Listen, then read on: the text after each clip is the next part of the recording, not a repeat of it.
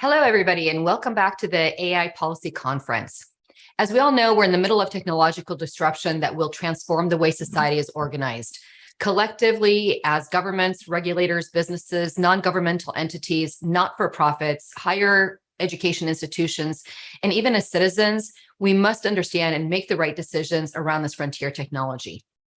There are many questions and unknowns in front of us, but it's also such an exciting time. We have so many amazing opportunities. We want to ask the question today, how democracy can survive big data and AI, and what action is already underway, what else we might need to be thinking about, and also how we should go about it. Today we have with us, as you can see, a wonderful set of experts with diverse backgrounds, really important, and they're also representing the multi-stakeholder base that is necessary to begin piecing together the puzzle of democracy that's in the era of AI. As a reminder, as you saw at the beginning of the hour, our esteemed guests are, and this is, by the way, a test for me and my pronunciation, Carlos Ignacio Gutierrez, Carlos, who's with the Future of Life Institute at IEEE. We have Dex Hunter-Torricke from Meta Oversight Board, Gerhard Andrey from the Swiss National Parliament, Hilary Sutcliffe from Society Insight and TIGtech, and last but not least, Jovan Kurbalija from DiploFoundation and Geneva Internet Forum. A big welcome to all of you. Before we dive in, I also want to welcome back our audience members. Thank you to everybody for rejoining us after the coffee break. We're delighted to have you with us. Please join us in the discussion by asking questions via the chat function. We do have moderators on standby, and they're going to ensure that your voice is incorporated into today's important conversation. So with that in mind, we have so much to talk about. I'm excited to jump in. I would like to invite each of our panelists, if we can do that, to start off by providing a brief overview of what you and your organization are doing about AI and how that impacts democracy. What should we be thinking about? What are you working on? And how do you see the puzzle fitting together? So I'll invite Jovan. If you can maybe kick us off, we would appreciate your insights. It works better. It's great to be today here. My background explains our approach to AI, data, and digital. We are trying to see what are the counterfactual and different views when it comes to really dealing with the huge challenges of our society around AI, data, digitalization. Now, what are our specific angles in this field? Is first of all, attempt practical and policy to develop bottom-up AI. We think that democracy, human rights, inclusion, and citizen-based approach could be revitalized through bottom-up AI. What does it mean practically? It means that, for example, this session and today's exchange that we have among 6 of us could be codified in the so-called knowledge graph, or AI input, and it should be owned by 6 of us, shared with our organization, shared with global community, and shared with the others. But it is extremely important to return AI, like data, in the hands of citizens and individuals. We consider it as ultimate battle for the future of democracy, and I would say even humanity. There are tools, there are approaches, but we have to be aware of it. Therefore, bringing AI back and data in the hands of individuals and citizens, because the major battle ahead of us won't be necessarily around data. Data, yes, as input of AI, but it will be around the patterns of cognition. Are the patterns of cognition in understanding the world, will they remain in public domain as a public good? Or are we going to face the situation when they will be privatized, as data is sometimes? And this is the major battle, that as we got from previous generations, patterns of thinking of Aristotle, Plato, Hegel, Kant, and other, Confucius, and other great thinkers, we think that it is our duty to pass to the next generation ownership, public good ownership of that patterns of thinking, not only of data, and this is my highlight, patterns of thinking, not data. This is what we are doing from technical, legal, and policy perspectives, bringing data and AI back to citizens. And this is going to be the major reassurance that democracy can flourish in the AI and era and forthcoming digitalizations. Over to you, Kristina. Thank you, Jovan. That's not an easy task. As you're speaking, I'm thinking to myself, you have your hands full, as does everybody else on the panel today. So Gerhard, can we maybe turn it over to you to hear what you're working on, and how does that fit together with Jovan's efforts and his organization? So first of all, thank you for having me today here. It's a great pleasure for me. I guess I'm the least qualified AI person here on this panel. I represent here the policymaker. Of course, in my private professional life, I'm also a digital entrepreneur. But today I'm going to have the hat of the policy making person. And before I start, I'd just like to come back to what Jovan just said, because that's actually what I share as a vision.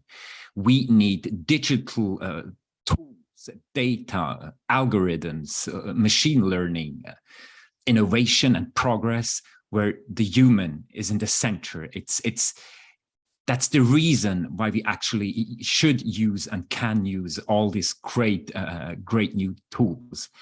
My role as a policymaker is figuring out how to get there, because we heard it before.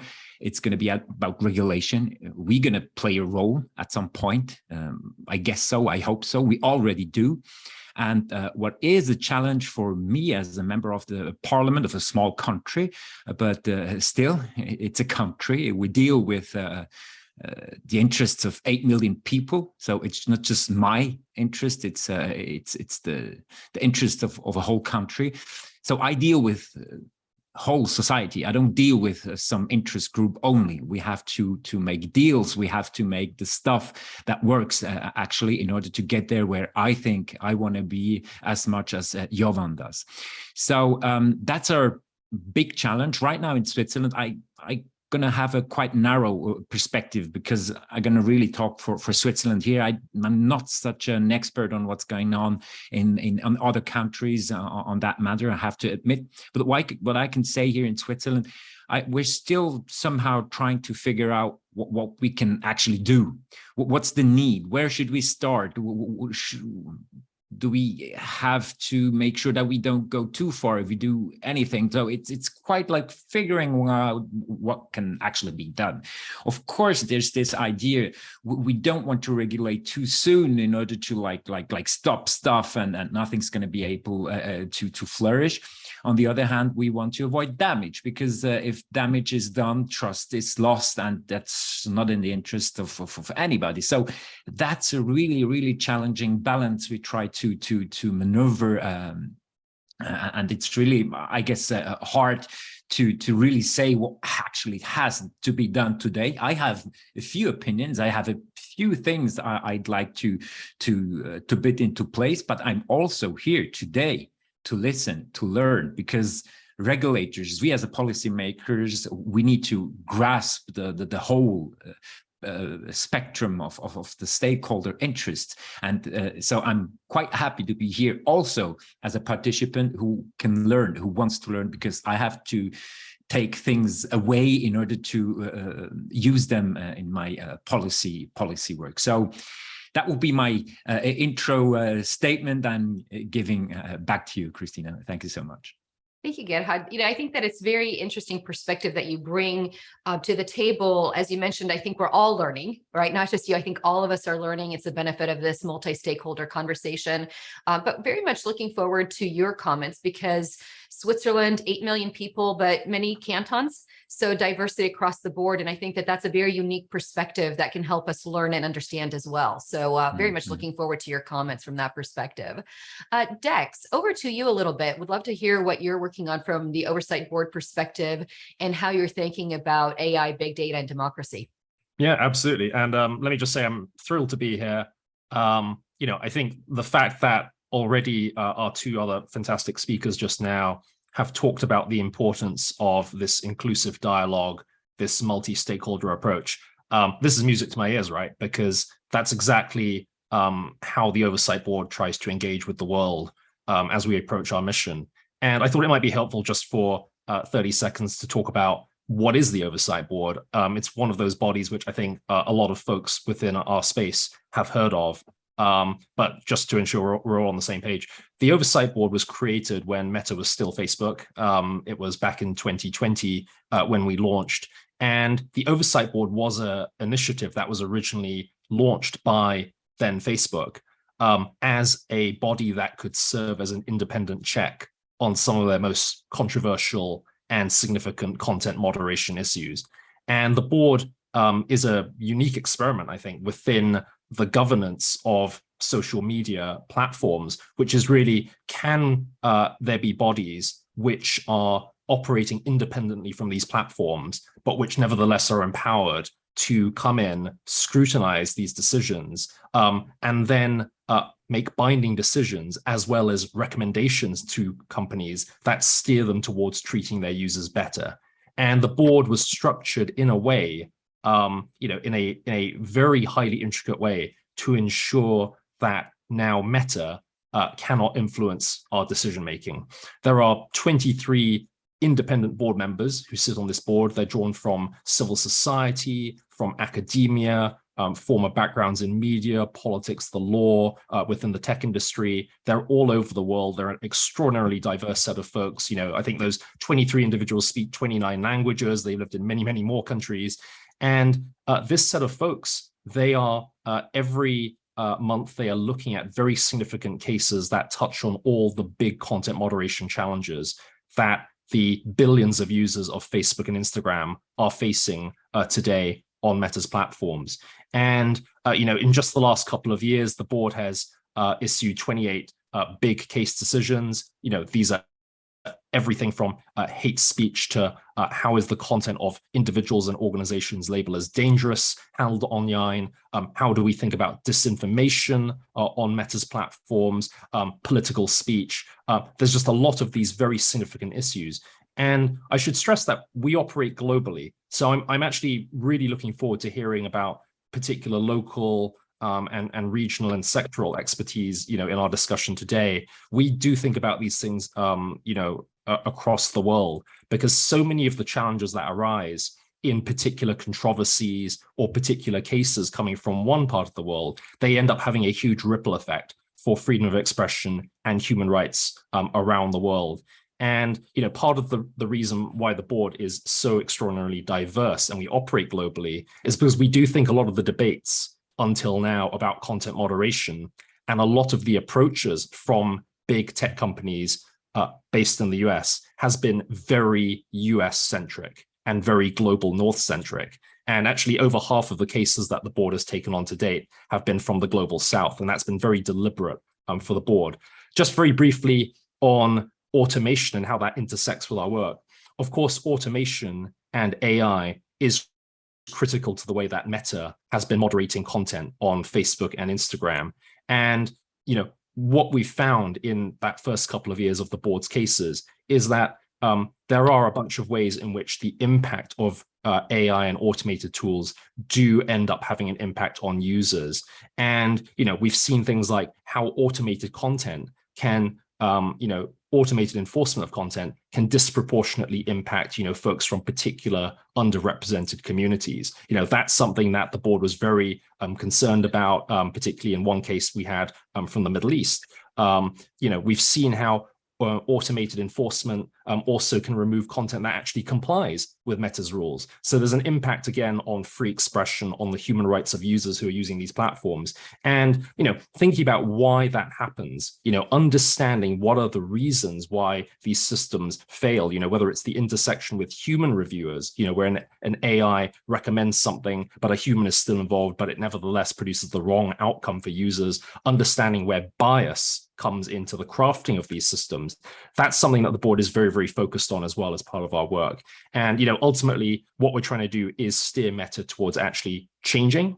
And we make a lot of recommendations. We made over 130 to date, and Meta's agreed to about 60% of them. So I think we're starting to shift the company, but there's a lot more work to do. And it's dialogues like this that I think are extraordinarily helpful to us.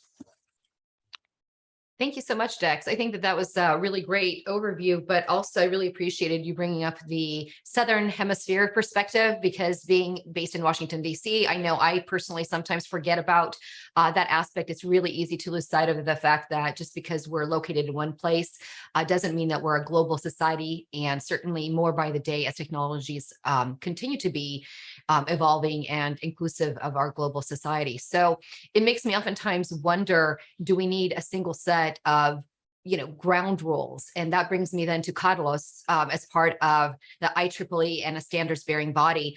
What are you up to these days? How are you looking at AI, big data, democracy around the globe? Hi, everybody. Great to meet the panel. Kristina, thank you for introducing me. I'm part of the Future of Life Institute. It's a nonprofit institution started in the early 2014. And our work is in dealing with the future of technology and mitigating its risks and augmenting its benefits. Regarding what this panel is about, democracy, our philosophy is empowerment. And we go through empowerment through a variety of issues. One of our main issues right now is the EU AI Act. We have a team in Brussels dealing with all the possibilities that could happen with AI and the perspectives that we want to prioritize in order to future-proof how AI is used in the European Union and how it will affect the rest of the world because of the Brussels effect. The EU has been more willing than other jurisdictions to take an aim at AI in a comprehensive and holistic manner, and we hope that that effort is done in a great way, which it could be potentially. We are also, and it's great that Dex mentioned this about the actors in developing countries. We're investing heavily in increasing their participation in global fora related to AI governance. Right now, we're focused on Latin America, but then we're going to focus on other regions as well. And the idea is to think of three archetypes of individuals that are participating in this, which are policy advocates, policymakers, and AI technical researchers. So these are the three individuals, groups of individuals that we're thinking to support in order to maximize the voice of the region. And the final point, and the point that I'm going to talk about most in this conversation is about a term that we are really pushing for, which is called AI loyalty. And just to go really briefly into it, one of the big challenges in AI discussion, academia and in industry, is the alignment problem. How are we going to align increasingly powerful AI systems to the values, to the rules of organizations, countries, and people? This is a really big problem, and there's really no way to solve it all completely just thinking about, hey, I've solved alignment. So AI loyalty is our attempt to take a niche part of it, a very small part. And the idea is that we focus on loyalty on the end user. And we think about systems that should be loyal to that end user. Specifically, you can think of some fiduciary systems. Fiduciary means a system that has a legal responsibility to a user, such as doctors, lawyers, investment advisors, even real estate agents in some countries have a fiduciary duty to their end users. So, and I'll talk about this later, the idea is that loyalty is a really good way to begin this conversation and think about how do we not want incentives to be disaligned between the decisions that an AI system makes and the outcomes for an end user. Thank you, Kristina, back to you. Thank you so much, Carlos. And last but not least, and I'm very curious, Hilary, to hear your perspective. Welcome to the panel, and certainly welcome your perspective on what our other panelists have said, but also understanding what you're working on within this context. Sure. Hi, everybody, and thanks for the invitation again. So my name's Hilary from an organization, Society Inside, and that sort of does what it says on the tin in a way, taking a riff off Intel, which is the purpose of innovation, not for just technological possibility or making money, but for the needs of people and planet. So for me, this is AI is sort of the latest kid on the block because I'm about 112. This idea of responsible business has been, how to do it, how to innovate responsibly has been happening since the 80s, really, in the 90s. And in the last 20 years, I've been involved in what's now called responsible research and innovation, with nanotech, with biotech, robotics, even neurotech recently, and quantum tech and other non-tech forms of innovation. So how do we develop it responsibly? How do we regulate? How do we involve citizens and civil society organizations in the development and the regulation? And two current big areas for me with AI specifically, but also particularly gene editing and AI coming together a lot, is about how to do responsible regulation. So I did a project on trust and governance. The concept being, how can the governance of the technology in its own right earn public trust? And we all learned this in COVID really clearly, when the approval process for the vaccine was as important for vaccine hesitancy as sort of, you know, public acceptance of the vaccine itself. And suddenly everyone's going, oh yeah, I know what you're on about now. So there's quite a lot of work on that, and some work on this new concept of outcome-based collaborative regulation. Again, doing regulation with people, not in silos with regulators just imposing it on people. And secondly, with another organization, the European Centre for Not-for-Profit Law, who I think some of you will know, on meaningful engagement with human rights AI impact assessment. And we're pulling this idea of meaningful engagement out separately because everybody, I think now and in the previous panel, talked about we've got to do this with society, we do it with NGOs, we must do it all together. But actually, we haven't really seen as much as we would like about what makes engagement meaningful for participants and for those convening it. And that's what I will perhaps talk about a little bit much more later. That's wonderful. Thank you, Hilary. Also a really good reminder, which I sometimes tend to forget, but it's the fact that we are on a continuum, right? Technology isn't new. There's been different types of technology, but it's also helpful to think that we're still not in the, or we've moved on from the era of the seatbelts, right? We talk about seatbelt invention, but we are further out. We've had a lot of interventions and inventions since that time. And so helpful to understand where we are on that continuum as we find ourselves in the moment, but also head into the future. So definitely want to open up the panel with questions. But before I dive in with my questions, I want to look at our chat because we had a question for you, Dex. Specifically, the question is there a specific cycle which the Oversight Board submits suggestions, or is it on a constant line to Meta with the ability to address issues immediately? I think it would be helpful to understand that before we dive into other issues. That's a great question. So the main mechanism by which we make recommendations to Meta is through our cases. So when the board picks up a case, we can accept cases through two routes. One is when users of Facebook and Instagram appeal to the board, and the other is when the company actually says, we need your help on a particular case where we would like another opinion. And in those cases, there is a binding element that I mentioned. So the board can say, this piece of content was removed from Facebook and Instagram by the company, you've got to put it back. Or we can say, this is a piece of content people want to see removed. We've looked at it. We actually think that needs to be taken down. And that's binding on the company. The company complies with the board's decisions there. We also, in each of those cases, use that case to diagnose a broader set of problems within the company. So, because there are obviously millions of pieces of content being posted, every, day on Facebook and Instagram, and there are billions of users. If we simply were, making decisions about individual pieces of content, that wouldn't be super useful to a lot of people. It would be a tiny, a drop in an ocean.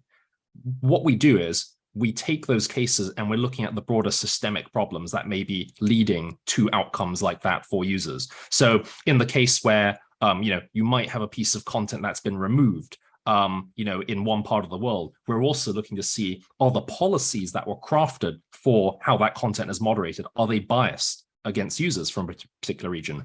Does the company have sufficient language expertise or cultural knowledge to actually moderate that content appropriately? Was the user given transparency about why their content was removed so they can actually understand and then appeal that decision effectively, which is, of course, critical to having a human rights-based approach to speech here. So that's how we manage that set of appeals and how we deliver policy recommendations. There is another mechanism, though, which isn't attached to cases. We call them policy advisory opinions, slightly clunky jargon, but basically on particular big topics where it's not just about a single case at all.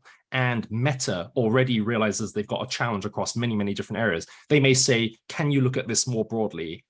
Prepare an opinion and come back with something that is very detailed on how a policy or an issue should be tackled. And so the board, did this with one policy advisory opinion already. It was, how should we share private residential information on social networks? So if you can find the address of a person, out there in the world, and it's somebody who's a public figure or in the public spotlight in some way, what is appropriate to share on the platform? And how do you think about that in terms of human rights, the safety of users, expression, and balance all of those things? And we're currently preparing a policy advisory opinion on how Facebook's and Instagram's cross-check system works. So this is the system that the company uses to make decisions about public figure accounts and accounts that need another look for various reasons. And we're also doing an opinion at the moment about how the COVID-19 misinformation policies have been working for the company. And these are all policies, I should stress, just before I stop,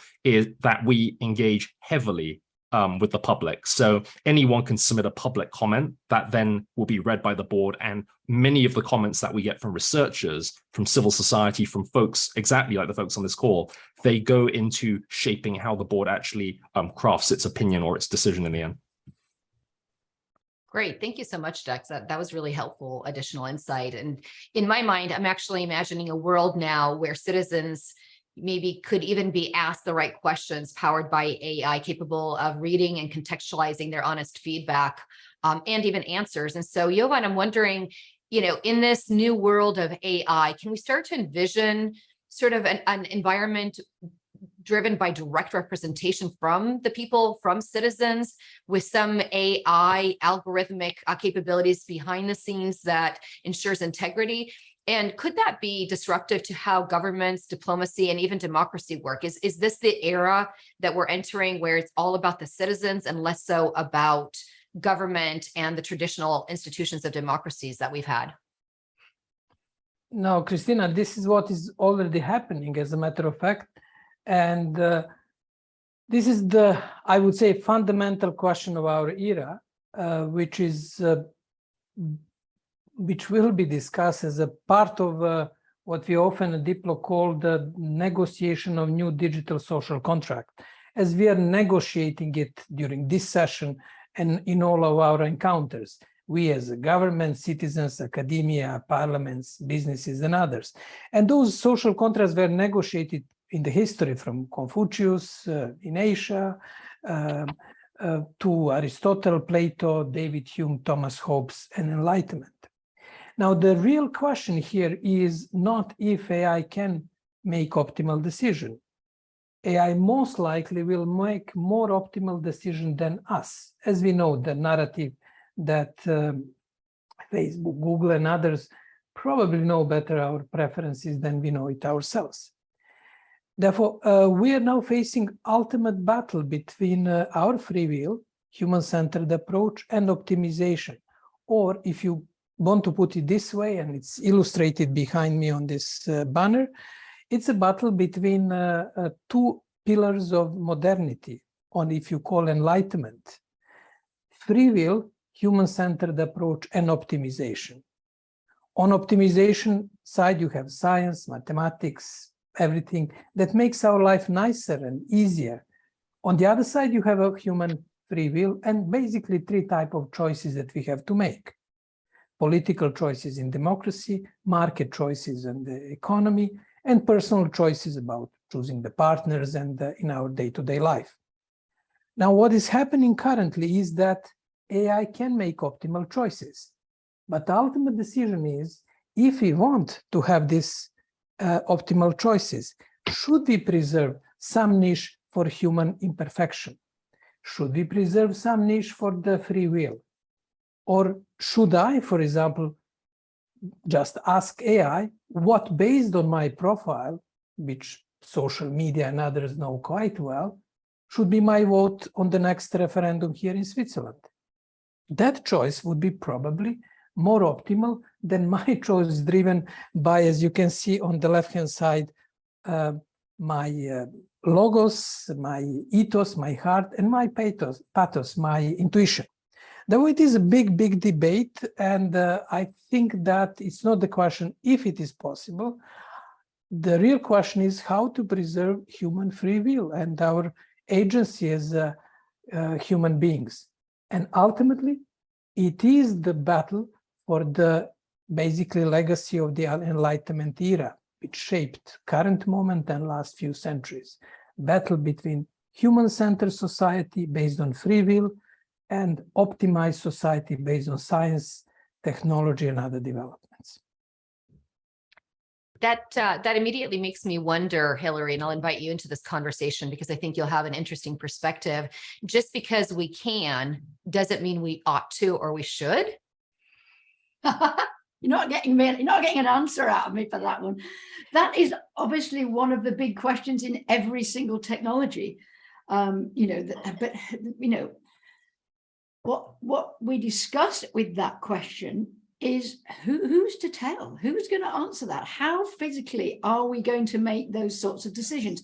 And I haven't seen any great answers so far on the big why should we even do it at all question. But that also is made more likely and is better made through a more collaborative approach than what happens often now, which is the market decides, or some sort of slightly random, coming from Britain at the moment, random decision by a politician decides. So I think one of the things I like about there's two sides of AI, isn't it? How is it undermining democracy, and how can it uphold democracy? Is that there is a possibility of democracy even being strengthened through the use of, I'm going to use digital technologies, because not AI, because it's just such a silly word, to help public decision making, to help us say, do we want it, do we not? And all of those sorts of questions. That's great. So you just said something, Hilary, which is let's not look only through the negative lens, if you will, at digital technologies, but let's also put the positive lens as well, because it's always about a balance, and there is a balance. Question perhaps of what balance that is, but there are two sides to every coin. And so, Gerhard, I know that Winston Churchill once said democracy is the worst form of government, except for all others that have been tried. Right. So looking at the fact that we do have an opportunity in front of us, but we also have risks, do we need to be thinking about debates on democracy in the context of these digital technologies and AI, perhaps to achieve a better understanding of how to engage various models and modes of democracy? Or is that taking it too far? What could this look like in terms of democracy of the future? Is that something that should be up for debate, do you think, from a governmental perspective? Or is there sort of a stop where we know that we've gone too far? So first of all, Churchill, of course, was right. And I totally agree. There's another thing to that, to what democracy is and policy does. It's doing the doable thing, not necessarily the right thing. And that's something I learned a lot the past few years since I'm in the parliament. And that's often forgotten because, of course, science says you have to do this, that would be the right thing. And then you have, I don't know, companies that say that's the other right thing. We are doing the doable thing. So that means you're going to need majorities. You're going to need to convince. In Switzerland, usually you're going to have to convince a majority of the people, because we have a referendum 4 times a year. 4 Sundays a year, we vote on about 10 to 12 to 14 from time to time quite complex, challenging questions. So from a Swiss perspective, with a direct democracy, we have I'd say the means, we have the processes in order to actually debate complex things. Not always votes are again going into the right direction, but the doable direction. So again, that notion, I think that's really important. So what I think the most important thing is that there is actually debate. We have the luxury that we as people can somehow define what's going to be in the media for 3 months. before the votes, usually media begin to cover the questions we're going to have to respond to, and that's 4 times a year. So that's huge, because you actually have to talk about it. We had complex things also with the EID question we had past year. That was quite an interesting bill. So the question was, who is actually providing a digital identification in cyberspace, and there was a big discussion around that. And we as a society learned so much, because there were so many articles, debates and stuff. So I think whatever is going to come, we're going to need platforms where we as a country or as a society in whatever country is actually able to discuss these quite complex things. And I really have to say, I'm a huge fan of our system, because this part is really great. We can actually somehow do agenda setting from the bottom. It's great.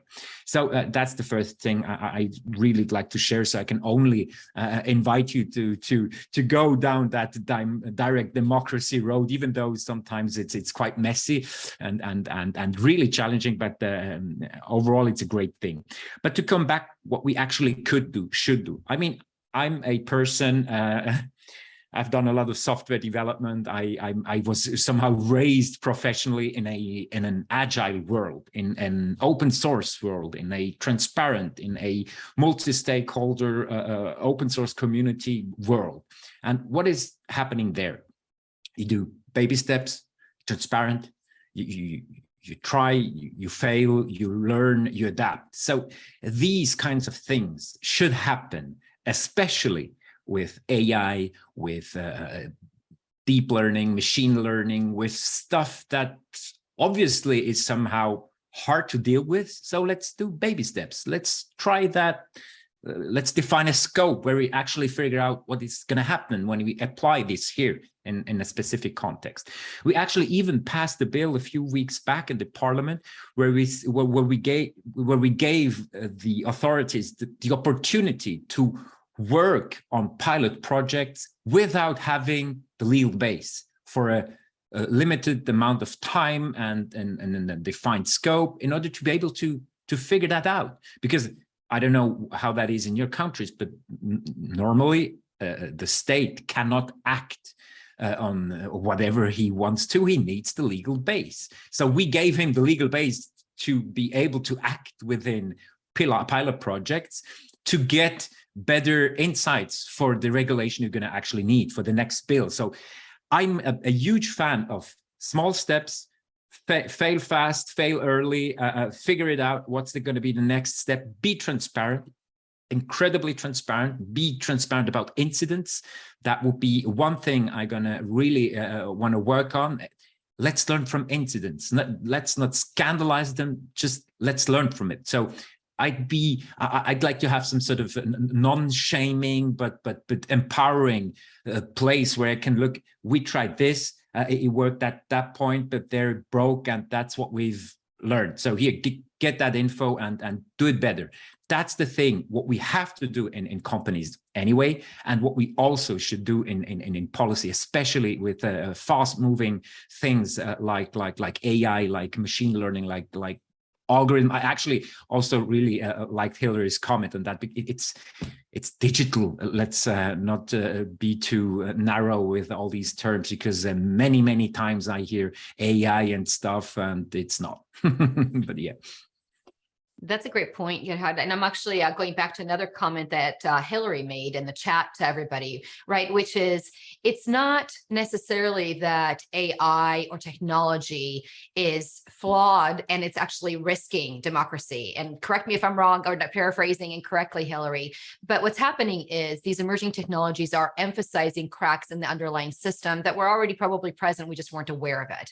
And that certainly could go either towards democracy, it could go towards things like mental health, it could go towards everything. It's just being exacerbated by these new technologies. We're becoming more aware of them. And so Dex, I'm wondering from your perspective, because we are in a situation where we can certainly see cracks in our existing systems, but there's also opportunities. We had a question around mental health and teenagers affected by certain posts. It's not that teenagers or even individuals are now being impacted in a new way, if you will, by comments, by information that is being thrown at them.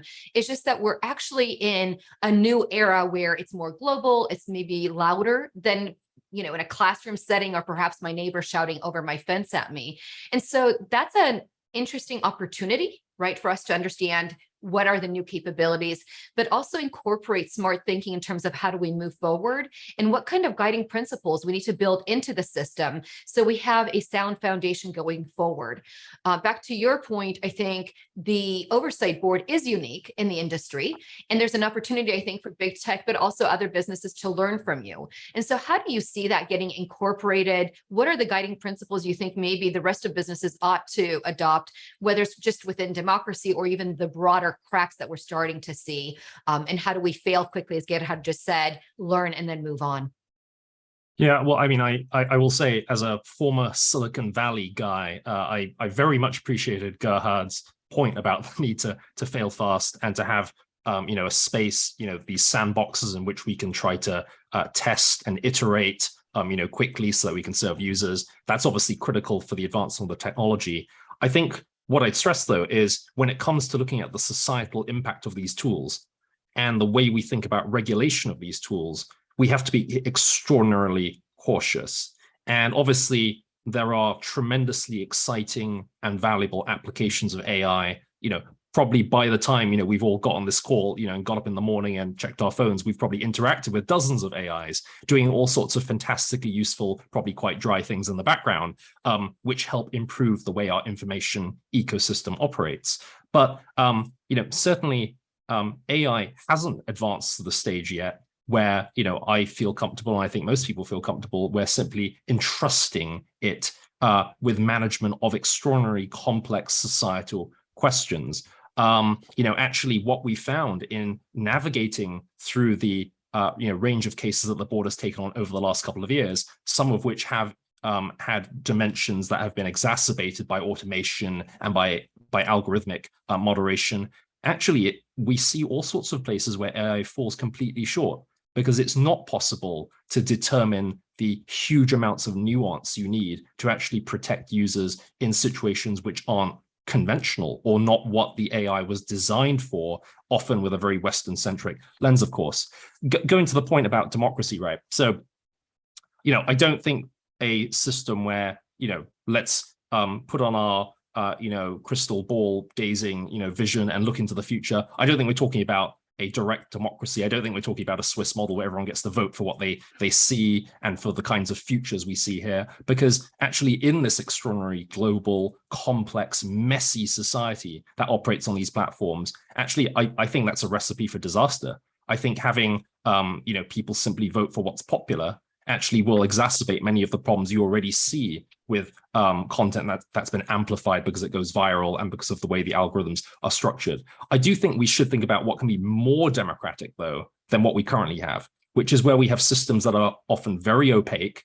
They are highly centralized and you know, managed by very small numbers of decision makers who are not accountable in any way. And they lack the transparency. And I think Gerhard and others made the point about transparency. And that's what I would really focus on, right? I think a system that is more democratic, that is more accountable, will be one that involves a large degree of transparency so that the many different communities and the many different voices in society who need to be part of you know, deciding what kind of future we want, they are able to understand how these systems operate, what the impact are on our lives. I think we need to be transparent as well with what are the principles that are underpinning the way we are constructing these systems and the decisions, the values that go into framing these systems. You know, often what makes this so challenging and why these debates often they do tend towards the sort of very theoretical and abstract quite quickly is because these are extraordinarily difficult intellectual challenges and there's no one right path. There are many different trade-offs in each of the systems and different paths and in the different ways we moderate content, certainly. And what we need to be able to do is to simply be open about what those different trade-offs are. And I think users will ultimately vote with their feet as well, right? Different platforms, different approaches to solving these systems will obviously result in the proliferation of many, many different apps and services. And we'll also see there what is popular, and that is a form of accountability as well in the digital age. You know, of course, we aren't trapped within these platforms, you know, as much as some digital nihilists would like us to think. Actually, we can choose to click or swipe away very, very quickly. And actually what we're seeing within the industry right now, of course, and without mentioning any particular companies, we are seeing particular news services rising very, very quickly, getting huge amounts of engagement, and actually other traditional services that have been around for a long time, actually their user base is evolving now. So I think those are just some of the things I would think about in terms of how can we make this fairer for more users and more democratic, but short probably of a direct democratic model. And Dex, when you talk about transparency, the first thing that comes to my mind are standards. Is this an opportunity to develop a set of standards for the entire industry to adopt so we have transparency and can compare oranges to oranges?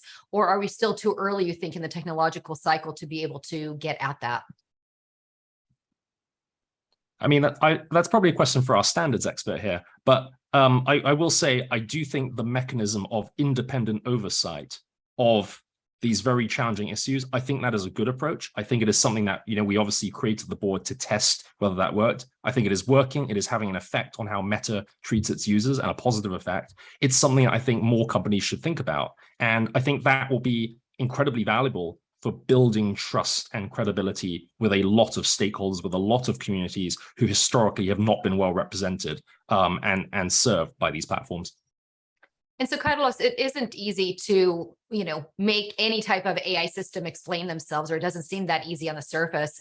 But without a basic understanding of how a given implementation of AI works, or some standards at the level of either individual decisions or even systems functionality, as we've discussed, are we obscuring the ability to hold AI and its developers and, you know, deployers to account? How do you think that society can address this issue?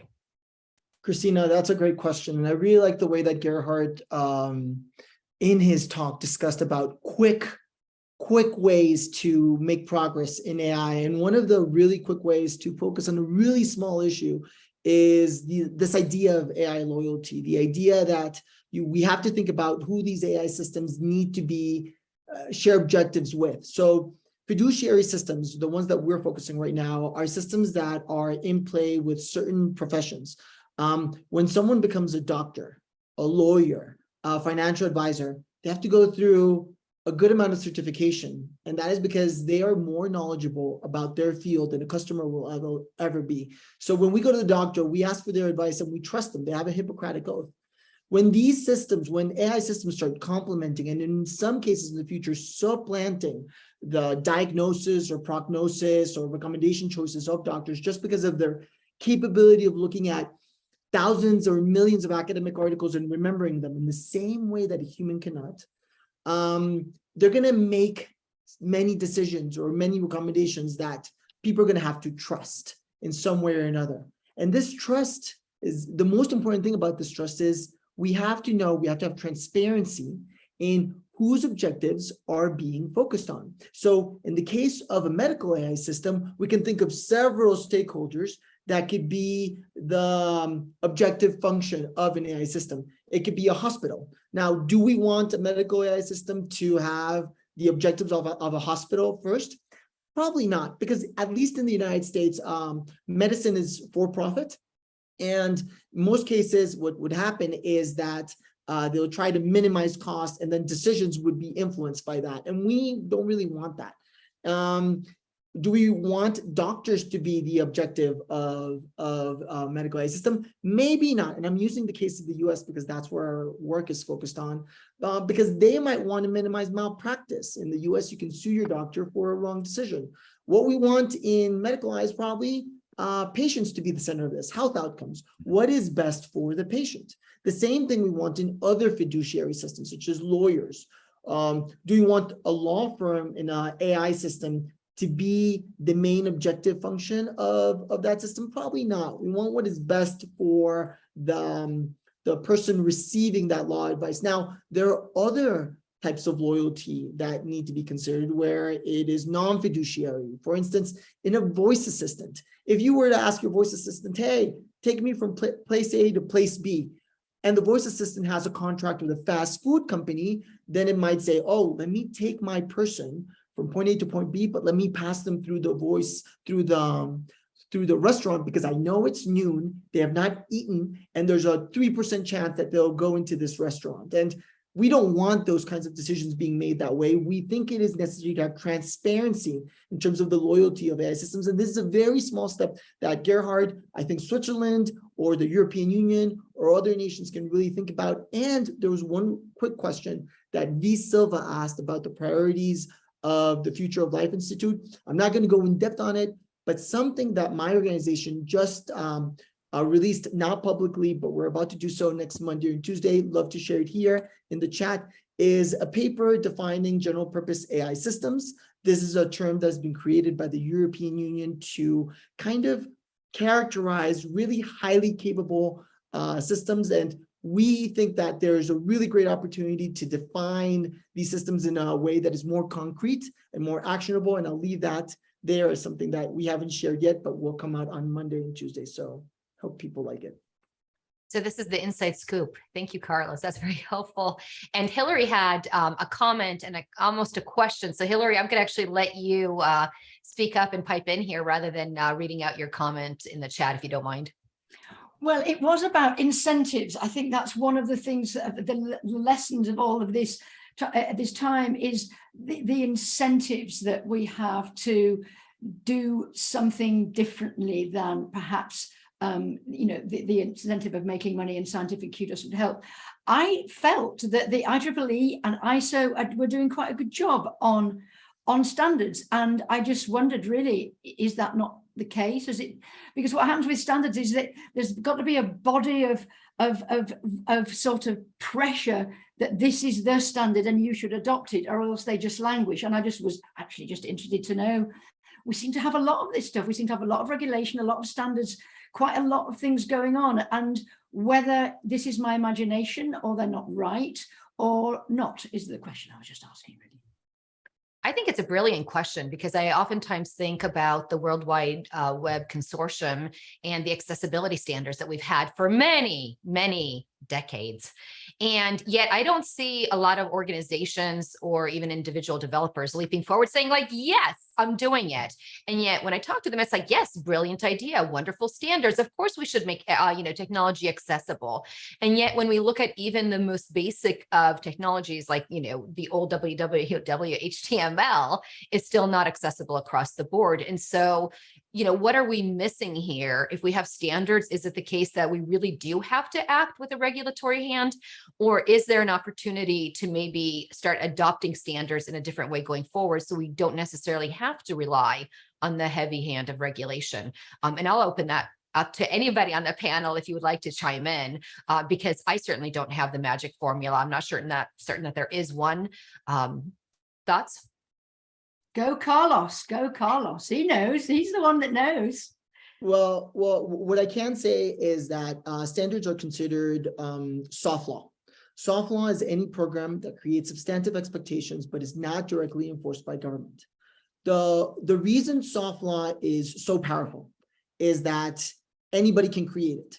If the six of us today want to create principles for AI, we can do it. And that is our soft law. Standards is a form of that, but it's something that takes several years and multi-stakeholder participation.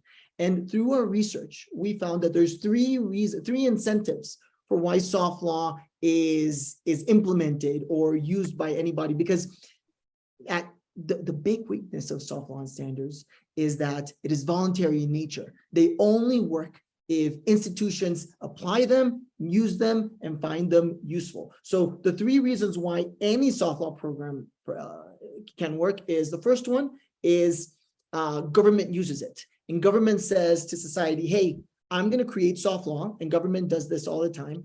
And if you don't follow it, I'm going to create hard law. This is super powerful because it's a signal to society saying, you better follow my lead or I'm going to use my stick on you. The second reason is because organizations in the private sector or in other parts of society do not want hard regulation and create their own soft law. There's amazing examples of this in the video game industry in the United States in the early 90s when Mortal Kombat and Street Fighter were using blood and people were really upset about this. The video game industry wanted to protect itself against hard law and created the system that we now have to catalog games as violent or mature, and that is soft law.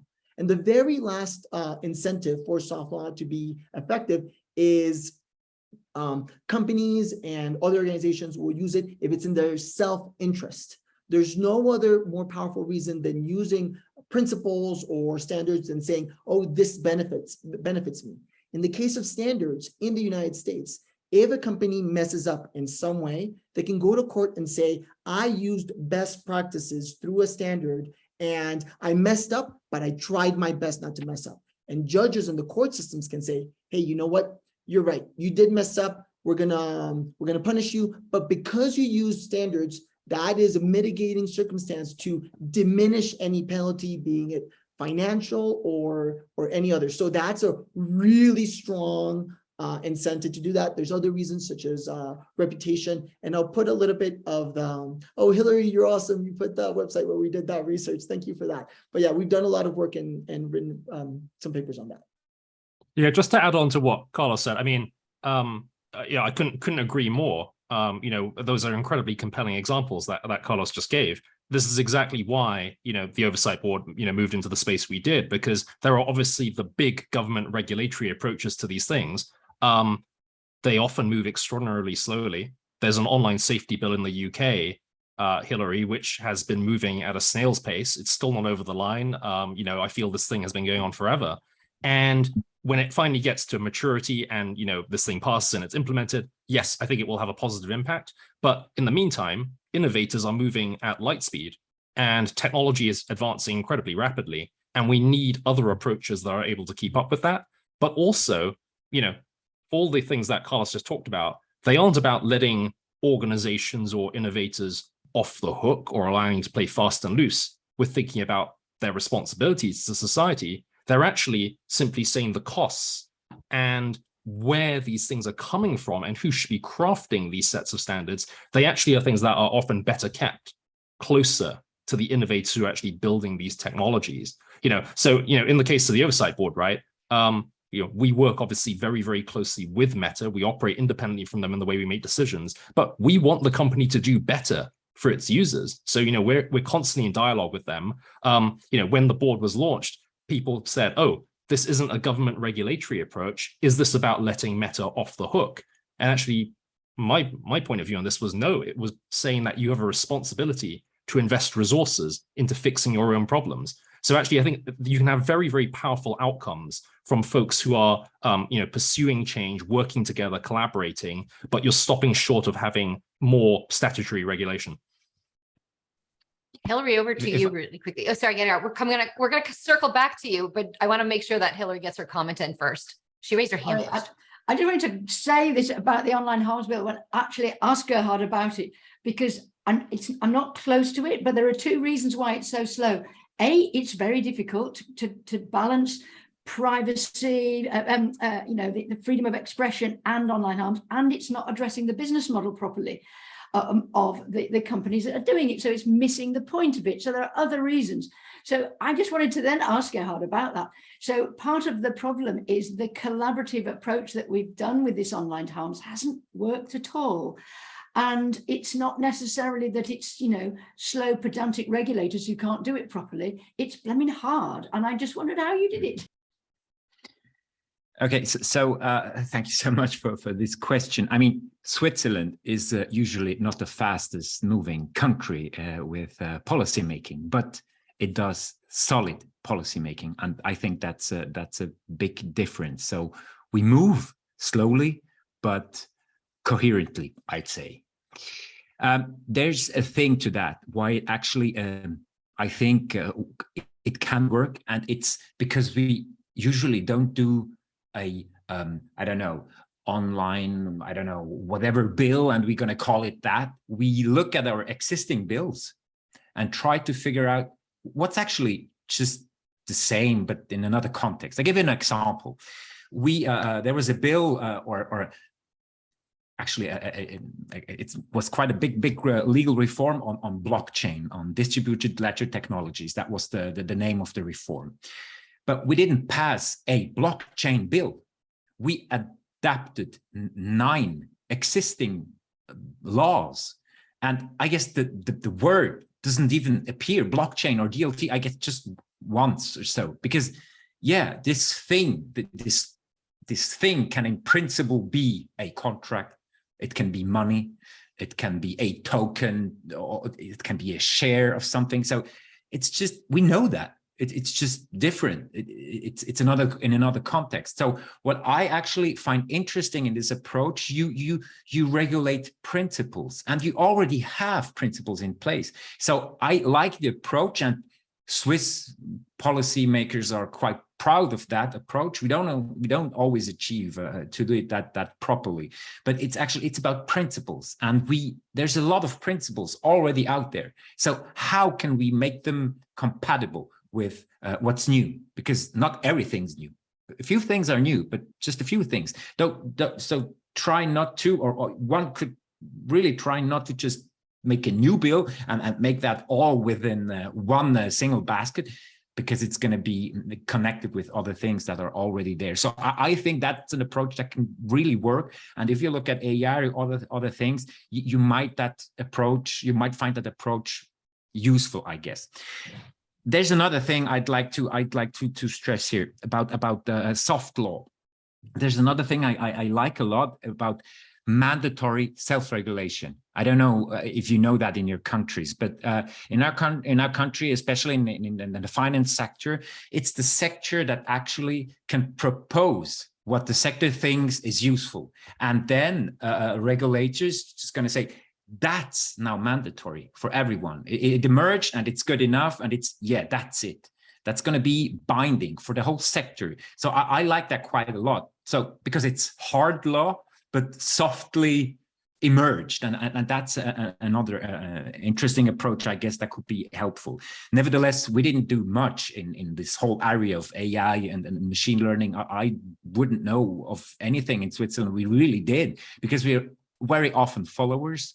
We try to adopt what others do. We try to learn from others, but we're not the fast movers. To go back to my previous point, there's another thing I'd like to put on the table here. Maybe it's a bit the elephant in the room, and it's about incentives. I mean, Hilary, you were talking about this. I mean, what are the business models? What makes money? I mean, we can have the greatest ideas of how we could tame, I don't know what, but if it's profitable, hugely profitable, it's going to be hard. It's going to stay hard. And I think there we really have to talk about first, if you do something wrong and you make a lot of money, it's going to have to be existential if you're doing something wrong. So either you're going to get the access to this market to be very profitable and to make a lot of money, and that's actually the case right now. But then you have to live with the existential threat. When you do harm, you're going to be closed down. Right now, it's not that way. You can be quite, I'm going to provoke you a bit, but it's like Wild West without having to be accountable for stuff. And I mean, that somehow is special in digital markets, because no one ever was accountable for whatever didn't work out so well. We don't know that. I mean, Thomas Schneider said that in the previous talk. I mean, and try to sell a car that's broken and people get hurt. That's existential for the company is selling these kinds of products. And there's some sort of culture, but you have to be cautious because you're dealing with society. So it has to be existential. And if we can't regulate detailed technicalities, we're going to have to regulate principles, the big lines. But there we're going to have to get better, because right now I think it's too dangerous, and people going to turn away and try to fight back in a way that probably the markets don't even like to see. So we're going to have to establish a better balance. Right now, from my perspective, it isn't balanced, and it is. I'm part of the industry. I somehow was lucky to be like being free to float around and doing stuff, but I think we have to get civilized a bit more in digital, because we're not there yet. Those are really great and also heartening comments, Gerhard. And it actually strikes me, or I guess it reminds me of Julie Grant, who's the e-safety commissioner for Australia, who managed to pass a bill that includes safety by design for all technology.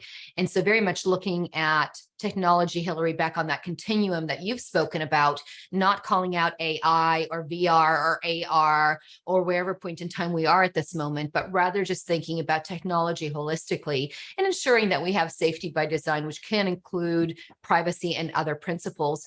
I'm wondering, are we at a point where we can define those principles, especially as we think about loyalty?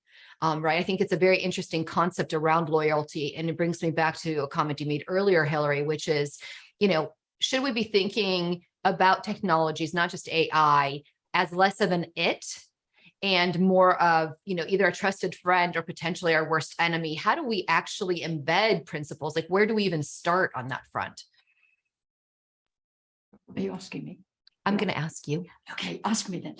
Well, I tell you what, so this is my last 20 years. My friend Richard Jones, who used to be the PVC of Sheffield University, said the key problem started with what he called the economy of promises, which was how tech and science in the academic setting and in the funding setting, we see this with unicorns in the US. It's all about an economy of promises and not about what you can do. And I heard the other day, the unicorns, it's all about the narrative, darlings. It's not about if we can do anything or not. And these people have got too much money by far. So the economy of promises starts it. So then, you get your money from your research council for something that's not going to work, but then you have to sort of bullshit your way around the fact that it hasn't. And so you come up with something else. So that's all hanging around there in the funding side.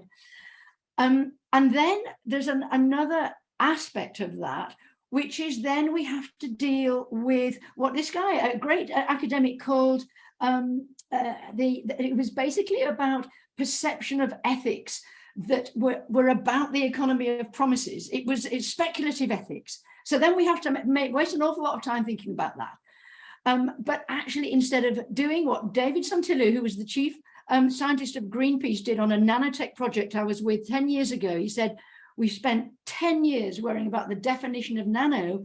We should have spent, and put AI, neuro in there, we should have spent all that time thinking, what are we worried about and what are we not worried about?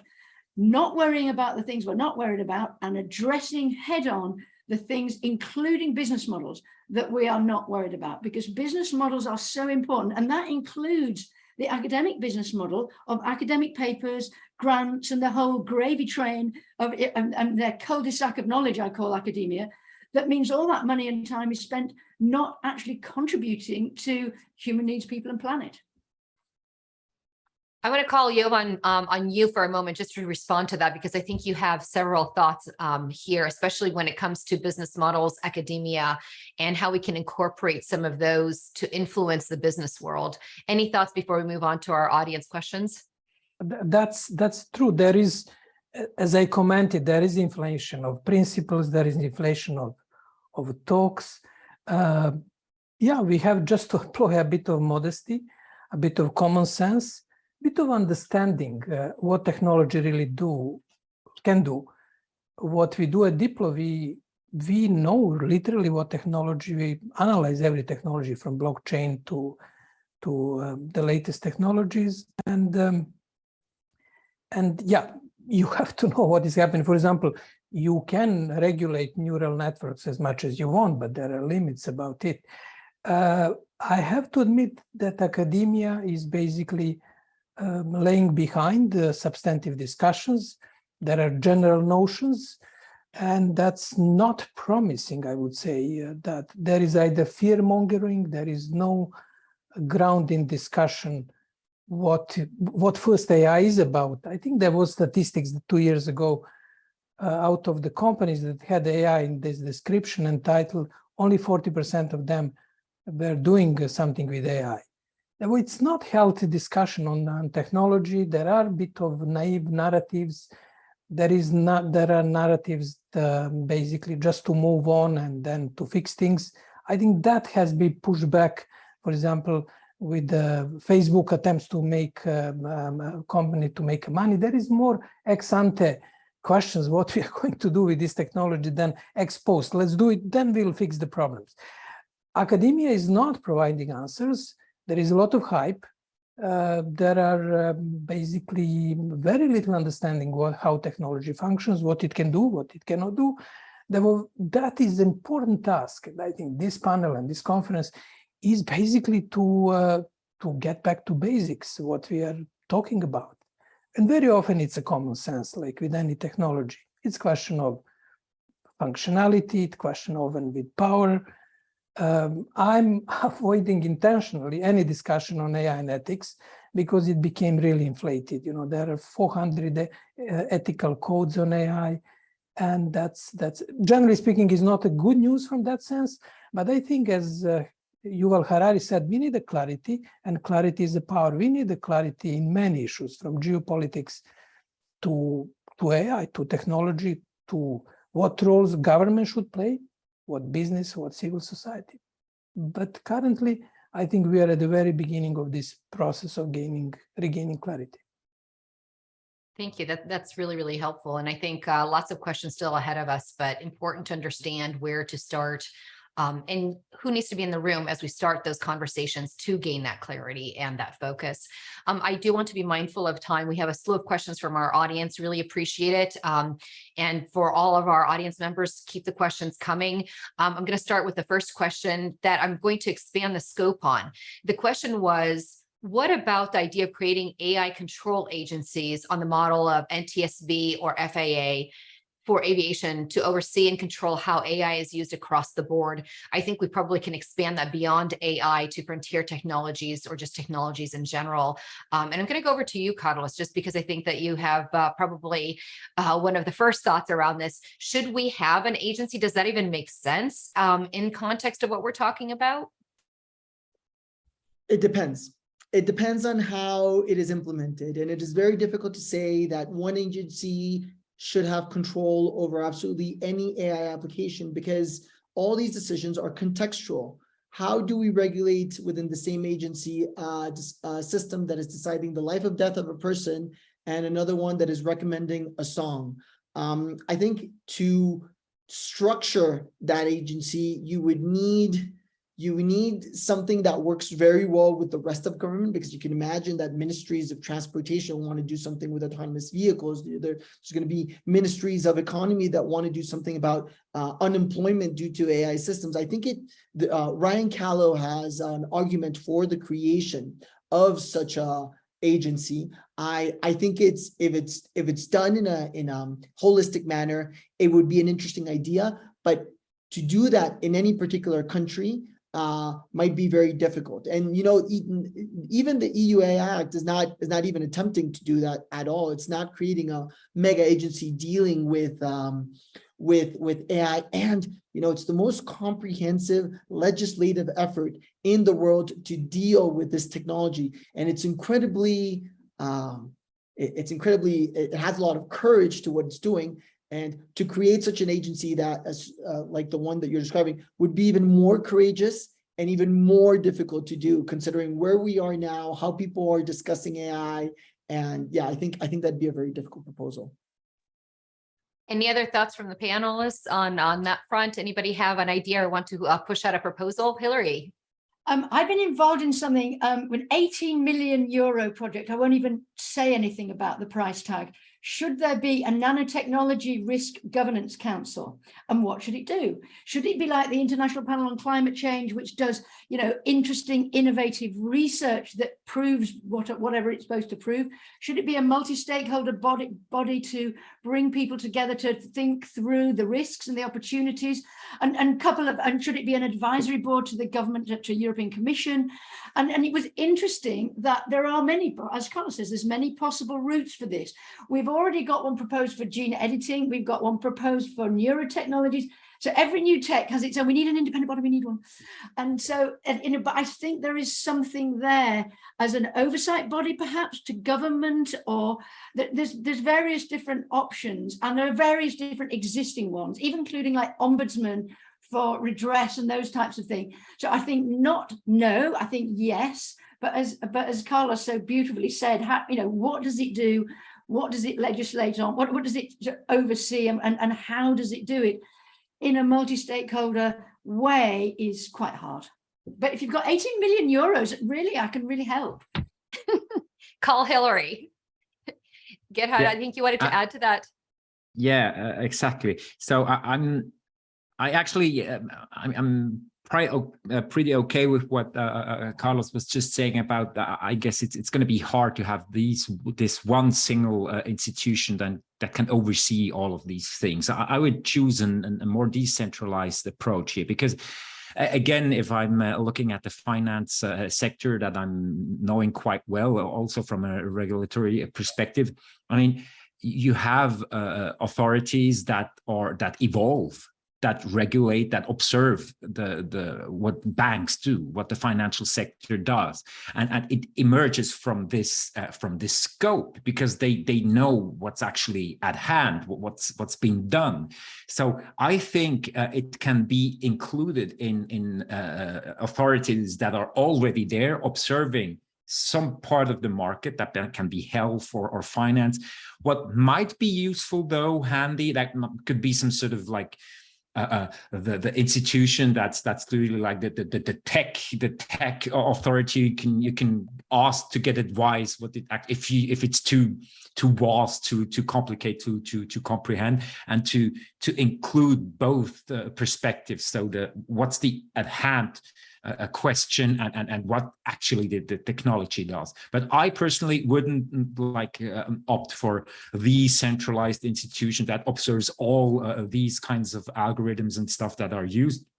And then again, another aspect to that, I'd start simple. I mean, Pareto. We have things that cover that are out there already, that covers a lot of ground and that you can grasp. And there are a lot of many small things you can't grasp yet. You can't somehow get into hand yet. So just focus on what's doable now and what has some sort of impact, but not try to make the perfect solution from the start.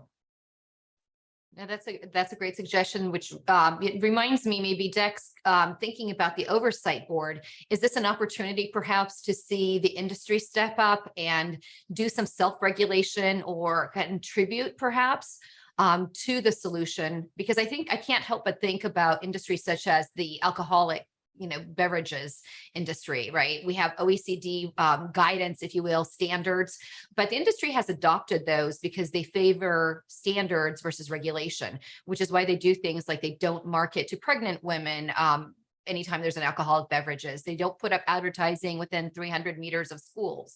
There's a set of standards and rules that the industry has adopted for itself. Do you think that's a possibility? Obviously not currently necessarily the expanded role of the Oversight Board, but is that maybe a start for businesses? Thoughts around that? Yeah, absolutely. I mean, what we're doing may be new for content moderation. It's not new generally. Independent self-regulation has been key for driving progress in a whole bunch of industries for many, many decades. And the thing that I always pause about when people start proposing creating some monolithic, ginormous new, government agency or bureaucracy to manage these things is technology is moving extraordinarily quickly. And the impacts of the technologies that are already here. AI isn't some future theoretical thing we're talking about. It's now. It's having a big impact on people's lives and on communities right now. And the time it takes to construct these ginormous new institutions is, every day that we spend, arguing about these things is another day where real solutions and collaborations could be being driven by the industry and by a bunch of other actors working together. So I think absolutely there could be a role to play for new institutions, within government, within regulators. But we've got to start with the principle of what are we actually trying to solve here? Not just think that creating an institution is a solution in and of itself. We've got to be very precise about it. And of course, we have to have all of these debates in the real world. Like the world is about to go into an extraordinarily challenging economic period for the next couple of years, perhaps longer. And I think publics are going to be extraordinarily demanding about where they see resources being used by decision makers. And so that, again, it calls upon the industry, the folks who have a vast amount of resources, are highly motivated as well to work on these things, and are obviously responsive to their customers, or at least good companies are, we should get them to step up and work on these things and not just assume government can solve all these problems, which it can't. And so, just a really quick follow-on question to that for you, because I do think it's very interesting. I mean, it's very innovative that Meta said, okay, we want an oversight board to help us out with all of these decisions. I did note that your scope is very much on Facebook and Instagram. Can't help but think about the fact that we are stepping towards the metaverse. I'm going to invoke the M word. And I'm wondering, this is also an opportunity possibly to take what we've learned from Facebook and from Instagram into the metaverse, into the new technologies that are coming down the line, thinking about this as being a continuum. Are you, as an oversight board, taking those lessons learned forward? And again, is that something that you might be willing to share with the industry or help partner with the industry on, and invoke other businesses to do the same thing by standing up their own oversight boards? Yeah, absolutely. So, I mean, in terms of the metaverse, we take this very seriously. We are focused on where the majority of the content is today on Meta's platforms, which is why we have this focus on Facebook and Instagram. But content is evolving. One of the other things that we pay a lot of attention to is obviously how ephemeral content and, short form video has obviously become, one of the most engaging forms of content. And, you've obviously seen people switching to using things like TikTok, Reels on Instagram. Like, that's another area which calls upon us to change the way we operate so that we can, continue to engage with how people are using and engaging with content. The metaverse is something which obviously Meta feels is very important in the future. It's something that, is not just a Meta specific thing. The metaverse is something which lots of companies and platforms have ambitions in. So we're studying it closely. It is obviously early days for how, these companies are thinking about what these platforms look like. But we are already talking to Meta on the question of, could we work with other companies? Absolutely. We are very much open to working with other companies. We talk to lots of them. We have good relations with a lot of different, industry leaders. And for us, we are not precious about whether folks say, down the road, they may want to work with us, or if they want to create their own thing. We think this is an approach that will be helpful for treating users better for a lot of platforms. And so if other folks want to go and have a go at it and they want to study our learnings, that is great. It's something that we do all the time. Carlos, you're nodding your head, which, I mean, to me, that sounds like an open invitation or an opportunity or a challenge, depending on how you describe it. Thoughts from you? No, I love the work that Dex and the oversight group is doing. I remember that at the very beginning, the idea of having an independent body is soft law in itself, is thinking about how to self-regulate in a way that is responsible. And hopefully, I don't know what I'm completely ignorant about how the board works, but it'd be very interesting if other companies could also have access to it and pay for its services of third-party independence to have some sort of oversight with other content moderation issues that, it's super prevalent. I think in the end, what we all want is something that Hilary has highlighted a lot. We want to be able to trust that the things that we do and the decisions that are made by systems that do not have a human in the loop are not only effective or equitable and are just. And we need to have some sort of moderation into that. I think the oversight board is a great example. I hope that other institutions also cover or do something similar. And the other thing that I wanted to say is that there is a database on soft law and how many programs there are out there. It's in the site that Hilary just published. And something that Jovan said is, he's right. There is a large body of programs out there. There's a huge market of ideas. And I see this market as something very good and something that can be negative. It is very good because it allows organizations to say, this is what we believe.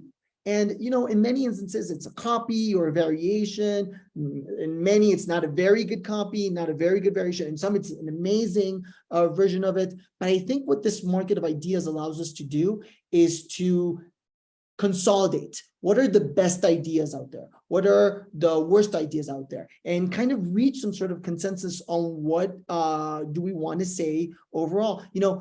people use words in very different ways. What does trust mean with AI? What does safety mean AI? If you look at an autonomous vehicle and you're thinking about mapping, getting someone from one point to another, does safety mean going the fastest way? Does it mean going through a neighborhood that has a lot of crime and might be difficult because something might happen to that person? So all these words have very different meanings depending on their context. And I think that this market of ideas is very valuable. Brilliant, brilliant. Absolutely something we should be thinking about. I want to mention to you that Hilary gave you a shout out in the comments section, and also asked if you would maybe be able to comment a little bit on the Singapore project, specifically around what you're doing with the Open Loop project, experimenting in global governance. Thoughts, feedback, insights you want to share perhaps? Yeah, I will say actually, we're not involved in Open Loop, or at least I'm not involved in Open Loop. So I'll have to punt that question to someone else. Great. Well, that's all right. Thank you. Hilary, anything else that you wanted to share on that front, or just wanted to ask the question to folks? Okay, well, maybe that's something we can take offline. I think it would be very interesting to share that back. I personally am very interested, so appreciate you opening up the dialogue on that. Carlos, we also had a question around what are your main concerns with the EU AI Act proposal, and what would you like to see in the Act or to be modified there? Yes, I have several colleagues that are part of the Future of Life Institute that dedicate their time exclusively on the AI Act. I've shared a paper on our vision of what general purpose AI systems, how they should be defined. We believe that general purpose AI systems, or acronym GPAs, which is shared with another institution, should be treated very carefully. One of the things that we need to do with these systems is to think about the future. And right now, a lot of the attention is on large language models. That is something that a lot of people are discussing. There's a lot of focus on that, but we need to look beyond that and think about what are the future systems that are going to affect us. It is not only text that we have to worry about, but we have to think about other capabilities. You know, Stanford researchers wrote a really good paper on how they define something called foundation models, and they discuss different capabilities of these models.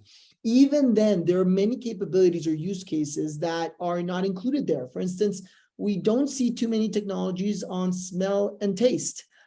You can think how these technologies right now, maybe you don't see any use for it, but we have in the United States carbon monoxide detectors. We can't smell that. That is incredibly important for us to protect ourselves. Smell is something that we use not only in taste, but it's something that can be toxic to the environment, and other uses. Or taste is something that is incredibly important because you can imagine models that are creating foods for different circumstances or contexts that might be super important.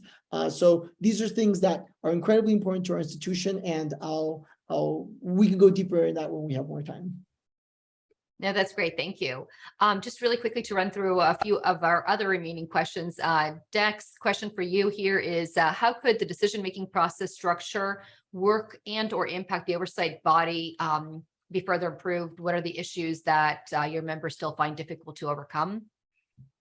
Yeah, I think there's two big issues, right? One is capacity. We have 23 board members. We are going to get some more board members soon, but we're dealing with platforms with billions of people, right? So it is a huge number of things. We're obviously focused on picking cases that are very significant, that raise questions that will impact, millions of users of those platforms, that speak to, fundamental questions about free expression, about public discourse, about Meta's policies.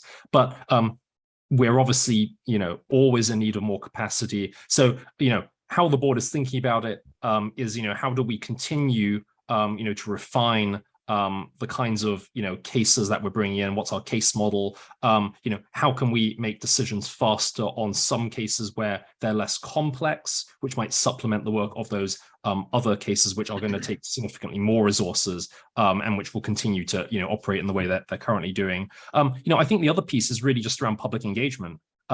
We are always working to talk to as many stakeholders as possible. I mentioned the public comment process. So for each case, we get researchers, experts, members of the public, different communities who are putting in comments, which the board takes very seriously. We need more of those.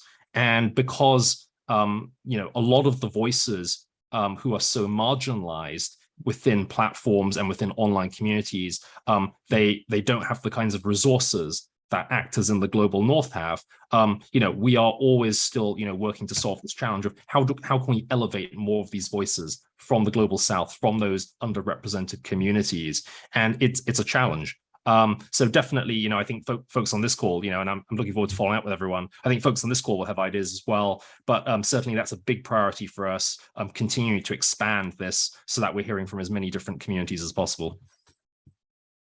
That's great. Thank you so much for that. And then one last question here for you. Gosh, you're very popular today, Dex. I think we've covered a range, but a few other questions for you. One is, as a way of opening up people's thinking and avoiding rabbit holes that lead to polarization of the society, what is your view about platforms like Facebook using algorithms to specifically show content that is opposite to the person's natural preferences? And of course, thinking about it only from time to time, not constantly. So that's sort of a big question there, I think, especially about, what does it mean from time to time and who decides? Yeah, I mean, actually, this is a really interesting topic, which we could definitely spend a couple of hours just talking about, right? Because, I think this speaks to, questions of ethics. It speaks to how we think about the obligations of platforms in terms of exposing people to different worldviews.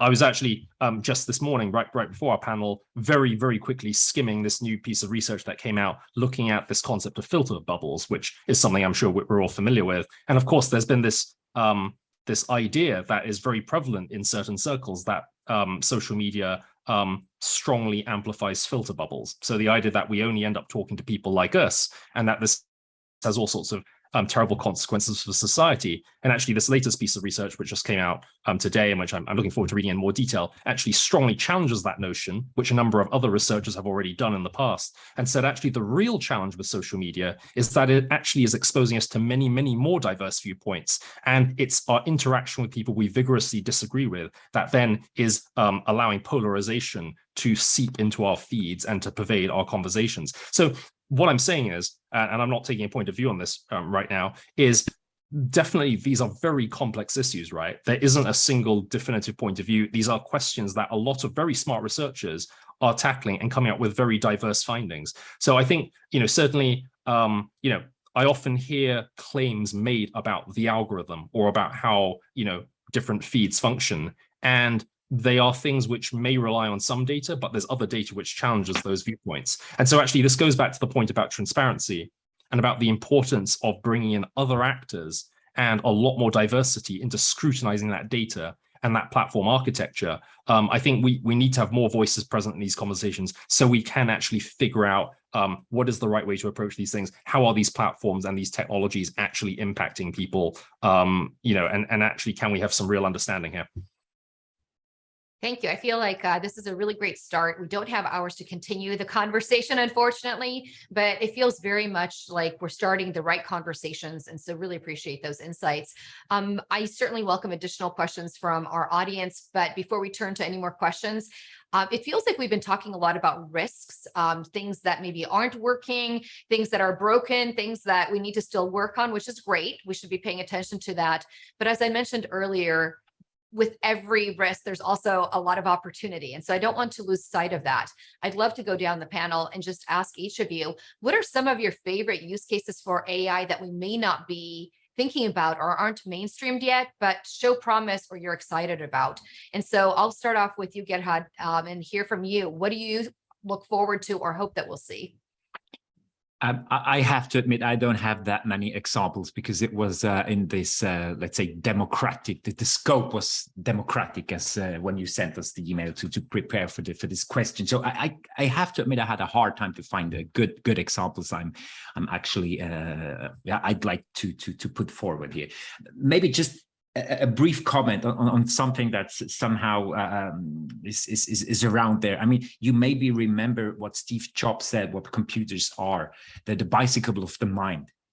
Mm-hmm. They're not that anymore. There's some sort of self-driving drone that guides us through daily life. And that's at some point a bit frightening. I personally like to, even though it's in Utopia, I'd like to slow down a bit the pace because we are having a hard time following and we are having a hard time on so many levels. And I don't think it's gonna become great if we don't try to slow down. I think there is an opportunity to slow down a bit the system, because what we tax today and what we don't, for me, is not really, it's not really natural. We are in an attention economy, but we tax income, we tax work. That's somehow weird. I think we're going to have to work on that. What do we tax? Who's going to profit from what? We could actually put that in some sort of more sane, let's say, frame, if you're willing to do that. I don't think we're willing, because the power, the political influence is too big. We probably won't really change that in the near future. I'm going to work on that. I try to, because that's my role. Nevertheless, I have an example for an AI, and it's called a bot dog.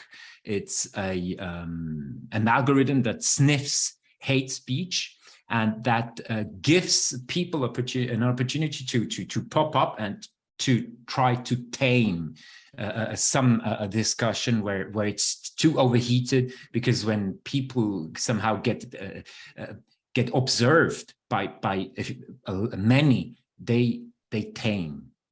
It's not always like that, but apparently it seems to be a bit like that. So this bot, it's quite new. It's from an organization here in Switzerland, Allianz AF, launched that because especially women are very often in politics, especially in politics, really harassed on bad ways. I as a man, I don't have that. I just don't. It's really tough. It's sexist. And this bot, it's an AI learning algorithm behind that actually tries to figure out what is hate speech, and it learns from the feedback of users, and it actually gives a platform to somehow tame discussions online. So that's just one example I thought was useful also in democracy, in the scope of democracy. So that would be it. That's a great one. Thank you so much. Dex, your thoughts? What are you looking forward to? I'll take a slightly different approach. The thing I'm most looking forward to is AI translation technology just continuing to mature. There's a whole wealth of cultural products and properties and knowledge and information which is out there in the world, which people aren't accessing because it's in languages they don't speak. We obviously have translation technology, already, but it often remains crude. It works particularly well for certain languages, often from the global north very well. But as that technology matures, as we come up with more advanced systems that allow us to translate, things very, very quickly, I think actually we'll see far greater cultural exchange and sharing and collaboration. I look at the fact that the most watched TV show in history is Squid Game, from South Korea. 140 million people or something watched it, within the space of, just the first, month or so.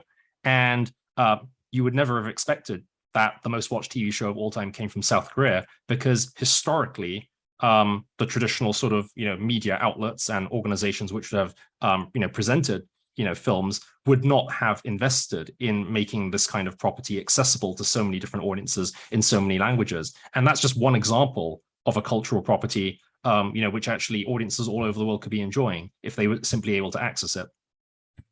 I'm going to add a +1 Dex on that one. As a non-native English speaker, I too am hoping for that, and certainly more improvement, especially for select languages that are underrepresented at date. So good one. Hilary, over to you. What are you hoping for, or what is something that's not mainstream yet that you're really excited about? Well, I am quite excited about the way, and I don't even know if it's AI or not, the Polis platform that was used in the V-Taiwan case study. I don't know if you're all aware of that, but basically in Taiwan, that citizens were asked through this platform and offline and online to help design laws. And it started with online alcohol, and where 3 years of infighting behind the scenes by stakeholders wondering what to do was sorted collaboratively by citizens through Polis, through V-Taiwan online. And I think there is something about this, and it has, as Gerhard has said, it has mechanisms that actually create shared shared ways of viewing things and depolarize. And I'm going to put in my in the chat. I've just evaluated this through a crowd law in Congress did an evaluation of this in relation to a framework for meaningful engagement that I've been involved in, that I would love your views on, where the actual purpose of this engagement, it's got to be a shared purpose between participants. It's got to be a trustworthy process, and there's got to be a visible impact that the engagement has made meaningful changes to what has actually happened. And I've used Taiwan as a case study, so I think it'd be interesting to see if something like that, which actually is genuinely improving democracy, could be something that could be used more regularly. Thank you. Looking forward to seeing that link and reading more. Thank you, Hilary. Carlos, what's exciting you? What's up next, do you think?